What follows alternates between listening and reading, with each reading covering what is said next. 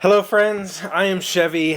Welcome to my shed. How are you doing today? I hope you're doing well. I hope everything in your world is wonderful and fine and fabulous and excellent and all that good stuff. I'm sorry I haven't had coffee. It's early and I'm leaving for Origins, Columbus, Ohio, shortly. So I thought I would record this real quick so I don't have to worry about doing anything on the road. So, take this opportunity to talk to you about a West Virginia staple, a staple food here in West Virginia, at least in the northern half of the state. And it's something that is ubiquitous around here. Every gas station, every grocery store, every sports stadium, concession stand sells these things. And it's something that is uniquely West Virginian.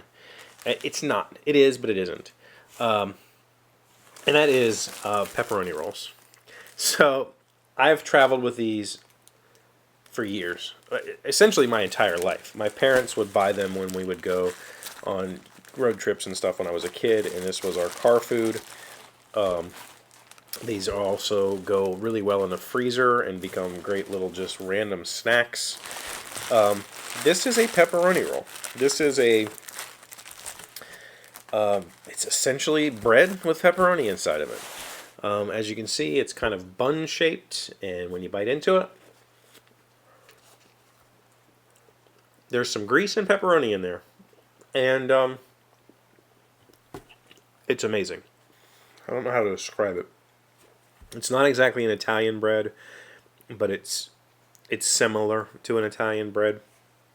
The pepperoni is just stick pepperoni traditionally. You can get them with sliced pepperoni.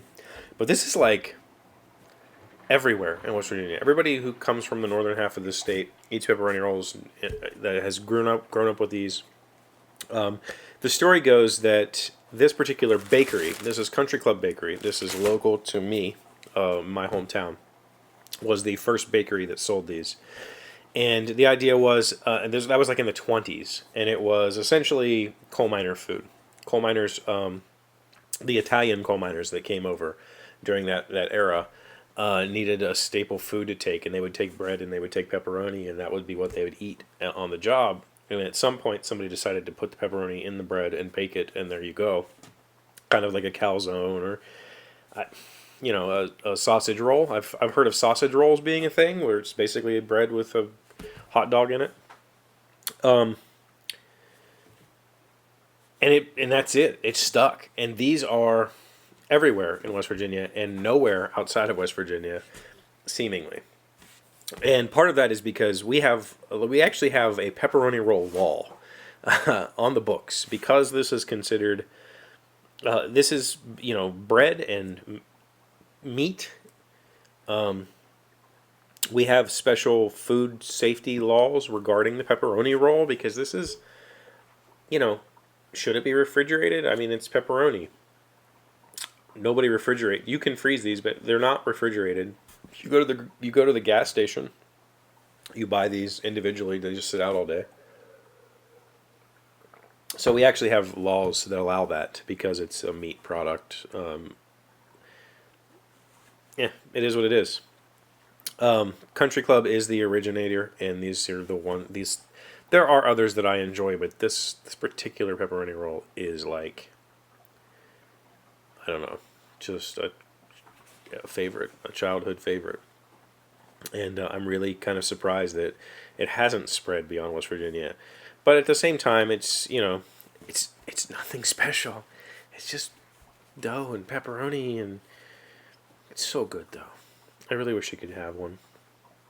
If you're going to be in Columbus, I usually take a dozen with me. I'll put them in individual bags and carry them around. If you really want one, and you can find me at Origins, maybe I'll give you one. But they're precious to me because I eat them the whole convention. It's basically my food source for the show,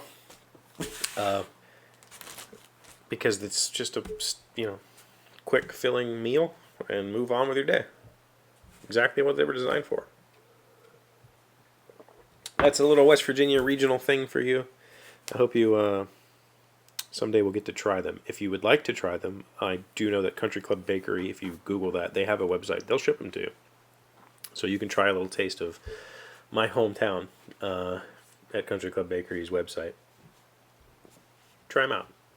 Who knows? You might find that you want to figure out how to make them for yourself. I make them sometimes, but I make them really dense. And when you go to concession stands, you go to football games and stuff. They offer them with like cheese and hot dog sauce inside, so it turns it into kind of like a pizza bun. Man, I've grown up on these. So I'm heading to Origins. If I see you there, awesome. If I don't, okay. Maybe we'll catch you at the next show. So thank you for being here as always. Thank you for liking, commenting, subscribing, being wonderful friends, being amazing people. I really appreciate you. And I'll see you tomorrow. Hey, Doc, wait! I want to ask you something. Today's random fact comes from universetoday.com. Which planet has the most satellites? Jupiter. 8 of Jupiter's moons are irregular satellites with 4 large spherical moons and 4 smaller moons that orbit closer to Jupiter. Jupiter has an additional 55 tiny solar irregular satellites.